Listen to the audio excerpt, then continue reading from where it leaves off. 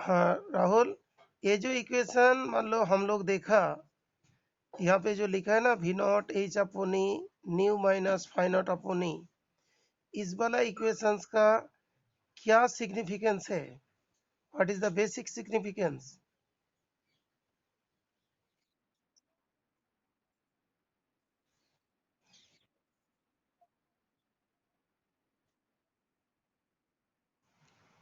हाँ, h upon e independent of the nature of the material. Okay. हाँ बोलो। हाँ हाँ, तो इस जगह पे दिखा है कि जैसे ये जो स्लोप है एच अपोनी, कोई भी चीज बनाए, जैसे मान लो तुम्हारा एनसीटी में दो डायग्राम्स थे, इस पैटर्न के डायग्राम था ना, इससे क्या होगा, वैलिडिटी आराम से प्रूव होगी। जैसे कोई एक मेटल ऐसा है और एक मेटल की बात ऐसे रखें तो थोड़ा सा लेंदी चला जाएगा।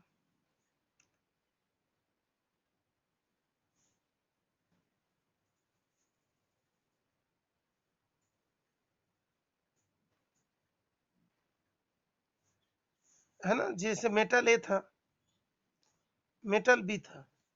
ओके, दोनों केस में ही हम लोग मान लो कोई केस में ऐसा करके कोई ये ड्रॉ करेंगे, तो ये जो मान लो कि थीटा का वैल्यूज होगी वो दैट विल रिमेन सेम। ये वाला जो थीटा होगा, ये जो थीटा होगा दैट विल रिमेन सेम, है कि नहीं? तो यहाँ पे मान लो कोई पैरेलल लाइन ड्रॉ कर दिया, ये वाला थीटा, ये वाला थीटा क्या होगा, सेम होगा। तो स्लोप तो सेम रहेंगे ना, स्लोप सेम रहेगा, ए का एंड बी का स्लोप सेम है। तो एक्चुअली इक्वेशन था, मैक्सिमम जो काइनेटिक एनर्जी था H new minus phi not था, और मैक्सिमम काइनेटिक एनर्जी किसके बराबर होता है, ई वी नॉट का बराबर है। तो H new minus phi not हो रहा है। अभी जब देखेगा कि जैसे मैक्सिमम काइनेटिक एनर्जी इसकी बराबर है और ये वाला H new minus phi not है, अभी इसको हम लोग वी नॉट जो है, वी नॉट तो यहाँ पे होता था ना बेटा,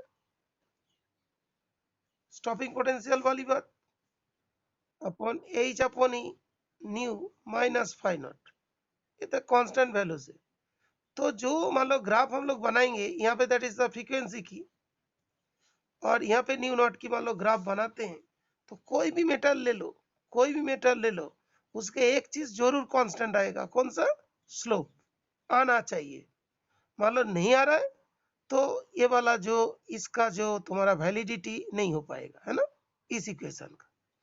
अब इक्वेशन को उन लोग इस तरीका से डिराइव कर लिया, उसको करने के बाद देखा कि जो भी ग्राफ प्लॉट करेंगे हम लोग वी नॉट और न्यू के बीच में, तो कोई भी मेटल ले लो, कुछ भी चीज ले लो, उसका स्लोप क्या होना चाहिए, थीटा क्या होगा, बराबर होना चाहिए, है कि नहीं? तो अभी मान लो कोई चीज का, कोई इक्वेशन का वैलिडिटी हमको प्रूव करना है ग्राफिकल वे में, आदर्श वे में, तो आराम से हम लोग उसका वैलिडिटी को जांच कर सकते हैं कि पहले जो इक्वेशन तो ये था ना, इससे इसमें चेंज कर लो, चेंज करने के बाद वी नॉट और न्यू के बीच में मान लो ग्राफ प्लॉट करेंगे, तो हर बार क्या होगा, स्लोप सेम होना चाहिए। एक तो बात यही हुई। सेकेंड पॉइंट ये हुआ, मतलब एच अपॉन ई कांस्टेंट वैल्यूज है, एच अपॉन ई किसी के लिए क्या हो रहा है, कांस्टेंट वैल्यूज हो रहे हैं, एक पर्टिकुलर फ्रीक्वेंसी पर्टिकुलर न्यू में कोई थीटा का वैल्यूज आ गई। ओके, एच अपॉन ई, इसके वैल्यूज आया कौन सा, टेन थीटा आया। तो थीटा निकालने के बाद इसका स्लोप के वैल्यूज आ जाएगा, तो एच इक्वल टू क्या होगा, ई टेन थीटा। तो मिलीकॉन जो साइंटिस्ट थे, इसके बार बार वैल्यूज को उसने फाइंड किया, एज का वैल्यूज इसके थ्रू, ई तो उसने फाइंड किया था, टेन थीटा का वैल्यूज बार बार निकाला, और उसमें से क्या होगा, ई से वैल्यूज से इनटू कर दिया। हर बार देखा जो वैल्यूज आ रहा है वो क्या होगा, नियरली प्लैंक कांस्टेंट की बराबर आ रहा है। अंडरस्टूड। तो देख यहाँ पे पॉइंट्स दिए। Millikan performed a series of experiments on the photoelectric effect aimed at disproving Einstein photoelectric equation. तो आइंस्टाइन फोटोइलेक्ट्रिक इक्वेशन तो वो बोला था, ये बोला था। अब इसी को इसमें चेंज कर लिया, चेंज करने के बाद इस चीज को बार बार चेक किया, ठीक है। तो मतलब ये वाला always H by E constant नहीं होगी हर मेटल के लिए, ओके, हर मेटल के लिए होना चाहिए, because H by E independent of nature of material होना चाहिए। तो हर मेटेरियल लेके उसने चेक किया, देखा कि हो सकता है कि हर मेटेरियल इसे मतलब इसी को इस इक्वेशन को फॉलो करे नहीं करे। तो देखा कि हर जो मतलब मेटल मेटेरियल के लिए एच बाई ई कॉन्स्टेंट ही हो रहा है, कॉन्स्टेंट एक वैल्यू हो रही है, और जो स्लोप है उसको ई से इंटू करके देखा, जो वैल्यूज आ रहा है it is very close to Planck constant, okay. तब जाके मिलकर ने प्रूव किया था validity of Einstein photoelectric equation instead of disproving it, okay. तो ये वाला equation you can say Einstein photoelectric equation का वैलिडिटी को प्रूव करने के लिए मिलिकर ने एक काम किया था, ठीक है।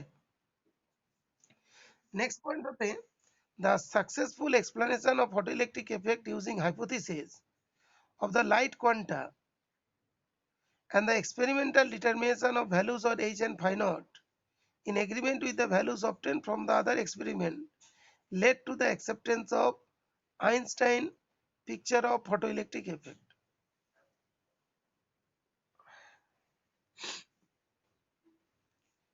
The successful explanation of photoelectric effect using hypothesis of light quanta and experimental determination of values h and phi naught in agreement with the values obtained from the other experiment led to the acceptance of Einstein picture of photoelectric effect. Millikan verified photoelectric equation with great precision for a number of alkali metals wide over range of radiation frequencies. तो इससे कौन सा चीज major किया था रे? Alkali metal से क्या चीज फाइंड किया था? कैसे बेटा?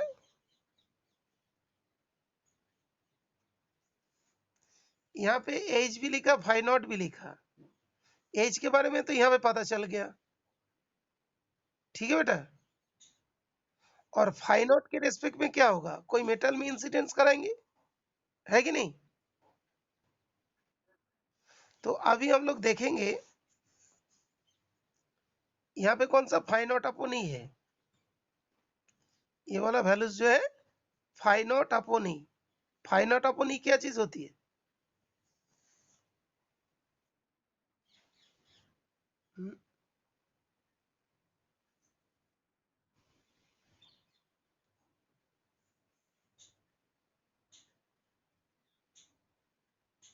फाइ नॉट अपोनी क्या होगा?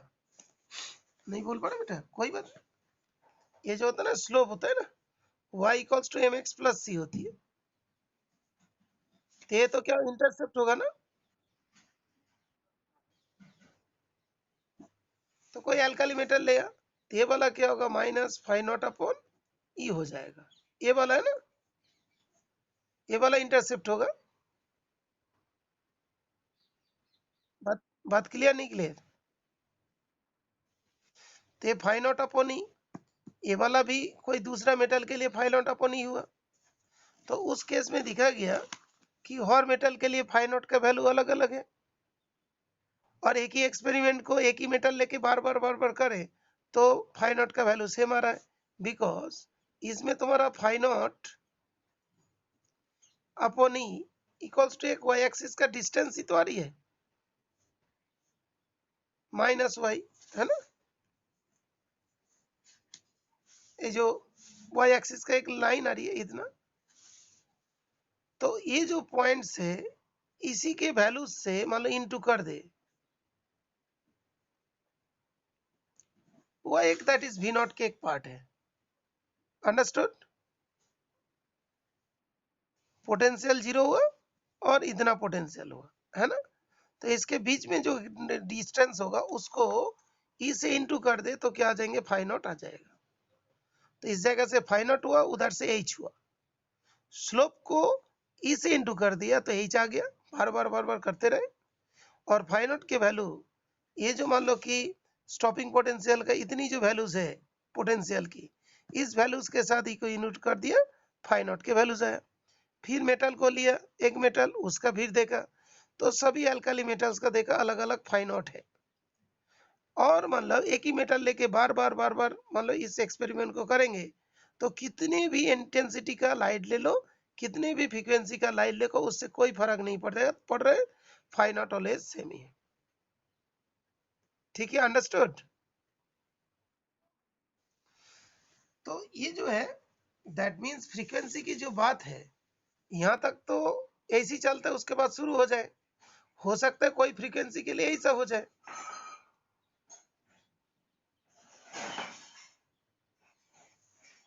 अलग अलग का, लेकिन एक मेटल होगा एक पर्टिकुलर फ्रीक्वेंसी में इसी को ही दिखाएगा। अंडरस्टूड।